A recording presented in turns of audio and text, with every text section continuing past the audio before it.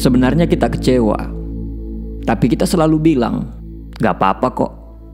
Sebenarnya kita marah, tapi kita bilang, "Gak apa-apa kok." Sebenarnya kita sedih, tapi kita bicara, "Gak apa-apa kok." Sebenarnya gak setuju, tapi kita selalu bilang, "Gak apa-apa kok."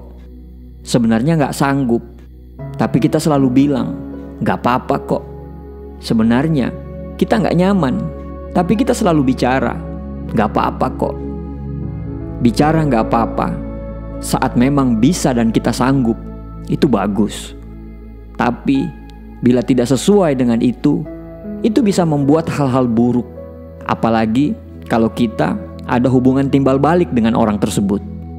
Pada tahun 1974, seorang sosiolog bernama Philips Kunz melakukan sebuah eksperimen.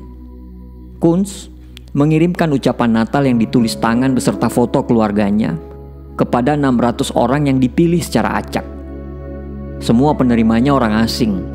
Tapi gak lama kemudian surat balasan mulai berdatangan. Hampir 200 orang membalas ucapan tersebut. Loh, kok bisa? Ada sebanyak orang yang mau ngasih balasan kepada orang asing. Inilah yang dinamakan reciprocity, atau dalam psikologi sosial sering disebut reciprocity norm, atau hubungan timbal balik. Kalau ada seseorang melakukan untukmu, kamu akan merasa harus membalasnya dengan bantuan atau jasa serupa. Prinsip ini sering kita jumpai dalam kehidupan sehari-hari. Misalnya, kita belanja di warung langganan kita hanya karena abangnya ramah dan sering kasih diskon. Atau kita punya sosok mentor yang baik, sehingga kita loyal dengan dia. Tapi tidak selamanya hubungan timbal balik ini berdampak positif. Justru kadang manipulatif, karena tidak setara. Mau menolak gak enak, akhirnya bicara gak apa-apa. Padahal kecewa, marah, tidak setuju, tidak sanggup, dan tidak nyaman. Hati-hati, karena ada 5 hal buruk yang akan terjadi dan juga akan berimbas kepada orang lain ketika kita selalu bicara gak apa-apa kok. Yang pertama, kita akan gampang dimanfaatin. Karena kita selalu bicara gak apa-apa, akhirnya orang lain menganggap kita baik-baik saja. Perlu diingat bahwa ketika kita bilang gak apa-apa kok, artinya kita setuju dengan apa yang dilakukan. Kalau memang kamu benar-benar setuju, it's okay.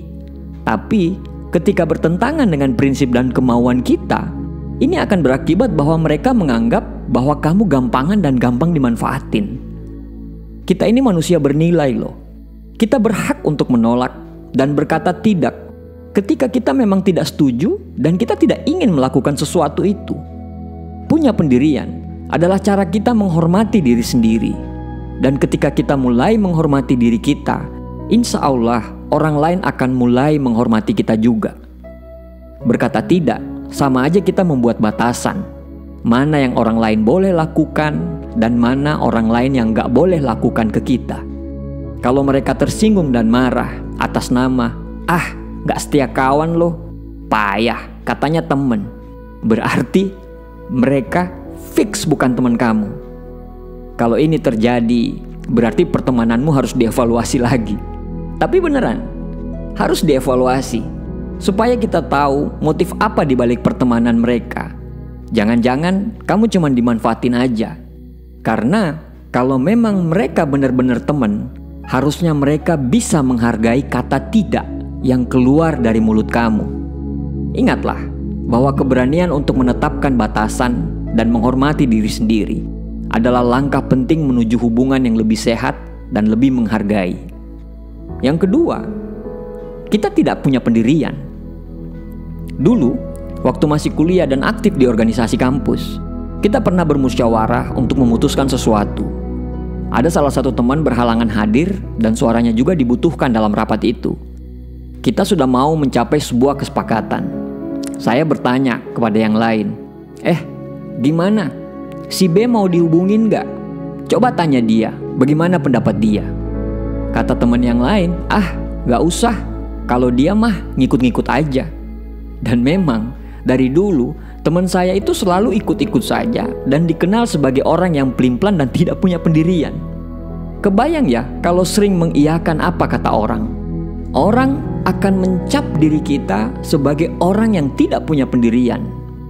Bersikap fleksibel dan tidak punya pendirian itu dua hal yang berbeda loh. Ketika kita bilang gak apa-apa kok sebagai bentuk dari diri kita yang fleksibel, maksudnya kalau jadi ayo, kalau gak jadi juga gak apa-apa. Dan tidak ada yang dirugikan dari dua keputusan itu. Itu bukan berarti kita masuk dalam kategori orang yang tidak punya pendirian loh. Sebagai makhluk sosial, fleksibel itu perlu. Karena artinya kita mau mengerti, kita mau bertumbuh, dan kita mau menyesuaikan diri kita dengan berbagai situasi. Justru, orang yang tidak punya pendirian adalah orang yang tidak fleksibel. Karena selalu condong hidupnya hanya untuk menyenangkan orang lain. Sedangkan orang yang punya pendirian itu pasti akan fleksibel. Memiliki pendirian berarti kamu memiliki keyakinan dan nilai-nilai yang menjadi pijakan dalam hidupmu. Kamu tahu apa yang benar dan yang penting dalam hidupmu. Kamu benar-benar memegang prinsip tersebut. Namun, bukan berarti kamu tidak dapat membuka pikiranmu dengan ide-ide baru atau pandangan orang lain yang berbeda. Yang ketiga, akibat sering bilang gak apa-apa kok, itu adalah akan meledak pada waktunya. Sekali dua kali bilang gak apa-apa kok, mungkin belum terlalu berdampak. Tapi kalau sudah terlalu sering berkata gak apa-apa, gak apa-apa, gak apa-apa, dan hal tersebut bertentangan dengan perasaan sendiri, lama-kelamaan itu akan bisa menjadi bom waktu yang pasti akan meledak gak tahu kapan. Tiba-tiba ngambek, tiba-tiba blokir media sosial, tiba-tiba menghilang, dan tiba-tiba yang lainnya. Capek untuk melawan hati nurani, capek untuk merasa diabaikan. Ketika kita bilang gak apa-apa kok, dan gak apa-apa itu gak ada tanggapan, mereka akan menganggap bahwa perasaan kita itu gak penting. Makanya, jika kamu merasa cenderung menggunakan gak apa-apa kok secara berlebihan, dan jika kamu merasa bahwa ungkapan tersebut telah menyebabkan masalah dalam hidupmu, penting untuk belajar untuk lebih terbuka dalam komunikasi dan mengungkapkan perasaan serta kebutuhanmu secara jujur dan tegas. Belajarlah untuk mengenali perasaanmu dan memahami kapan harus berkata tidak atau mencari bantuan dan dukungan ketika diperlukan. Komunikasi yang jujur, komunikasi yang sehat akan membantu membangun hubungan yang lebih kuat dan saling menghargai dengan orang lain. Yang keempat, gak apa-apa kok, itu akan bisa membuat kita capek secara emosional. Selalu mengatakan gak apa-apa kok dalam situasi yang sebenarnya mengganggu dan merugikan bisa sangat melelahkan secara emosional. Ini karena dia memendam perasaannya, mengabaikan kekhawatirannya, dan mengabaikan kebutuhan dirinya sendiri, yang pada akhirnya dapat menyebabkan stres dan ketegangan emosional. Emosi yang terus ditekan, kita yang tidak jadi diri sendiri, kita yang tidak bisa berekspresi sesuai dengan apa adanya kita, perasaan kita yang tidak dihargai, dan ketidakmampuan menyelesaikan masalah itu akan terakumulasi terus-menerus dan menjadikan kita capek sendiri, akhirnya depresi sendiri. Untuk menghindari kelelahan emosional yang disebabkan oleh kata "gak apa-apa kok", penting untuk belajar mengenali dan menghargai perasaanmu. Sadari perasaanmu. Kenali perasaan dan emosi yang muncul dalam situasi tertentu. Jangan abaikan dan tepis perasaanmu, tetapi izinkan dirimu merasa apa yang sebenarnya dirasa. Berlatihlah untuk self-care, luangkan waktu untuk diri sendiri, praktekkanlah self-care, dan lakukan kegiatan yang membantu mengurangi stres dan mendukung kesehatan emosionalmu. Yang kelima adalah kalau kita selalu bilang gak apa-apa kok, kita akan mati rasa. Terlalu sering mengatakan gak apa-apa kok atau menekan perasaan sebenarnya dapat menyebabkan mati rasa secara emosi. Mati rasa secara emosi adalah kondisi di mana seseorang kehilangan sensitivitas atau respon terhadap perasaan mereka sendiri dan orang lain. Ini bisa menjadi mekanisme bertahan diri yang tidak sehat ketika seseorang merasa kesulitan atau takut menghadapi emosi yang mungkin menimbulkan ketidaknyamanan atau rasa rawan. Nah, setelah lihat dampak buruknya tadi, solusinya bagaimana? Belajarlah untuk mengungkapkan apa yang kamu rasakan dengan tegas. Ungkapin saja dulu perasaanmu dan tidak perlu memikirkan respon dari orang lain. Penting untuk menolak sesuatu yang memang kita tidak bisa dan jangan paksakan diri kita. Menyenangkan hati orang lain boleh-boleh saja, selama itu bisa membuat kita bahagia melakukan itu.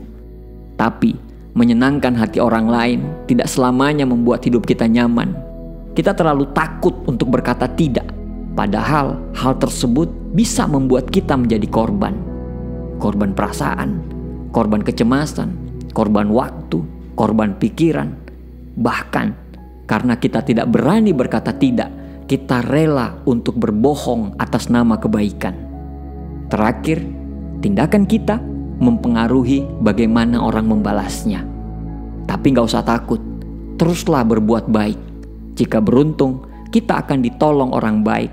Dan jika tidak, kamu yang akan menolong orang baik. Jangan ragu untuk menjadikan dirimu prioritas, karena kamu adalah penentu kebahagiaanmu sendiri. Terima kasih, semoga bermanfaat.